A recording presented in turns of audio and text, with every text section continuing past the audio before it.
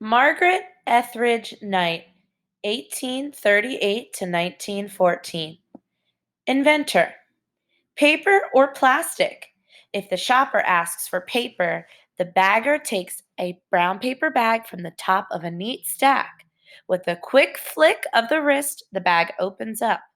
It stands on its rectangular bottom, ready to be filled. The next time you're in a supermarket, take a moment to appreciate the inventor of the paper bag machine. Growing up, Margaret Knight always loved machines. Even when she was little, she'd rather be at the factory watching machines than at home playing with dolls.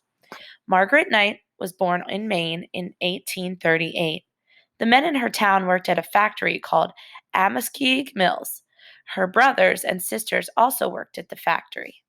Maddie joined her brothers there when she was 10. In 1848, there was no laws to keep children in school instead of at work. Margaret worked for 13 hours a day in a building that contained over 600 looms that wove cotton into cloths. The looms thundered away as their wooden and iron parts quickly wove the threads together.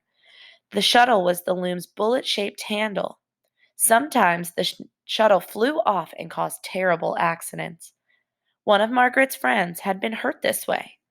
Another boy her age died. One day, after Margaret had seen yet another accident, she decided to invent a safer loom. First invention. Margaret thought about the looms during her long hours at work and during her chores at home. Finally, when she was 12 years old, she did it.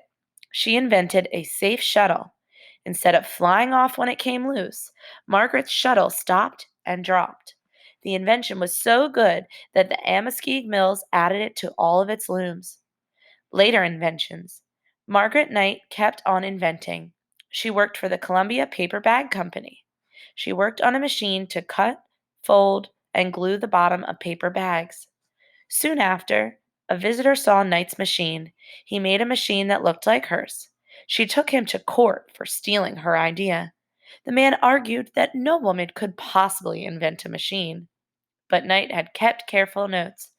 When she spoke in court, people could tell that she was an expert. She won the case and received her first patent. A patent gives an inventor the right to make and sell an invention without anyone copying it. By the end of her life, she had created 90 inventions. She received patents for nearly 30 of them. Knight later started her own paper bag company with her patented machines. Personal life. Margaret Knight devoted her life to inventing. When she died in 1914, a newspaper compared her to Thomas Alva Edison.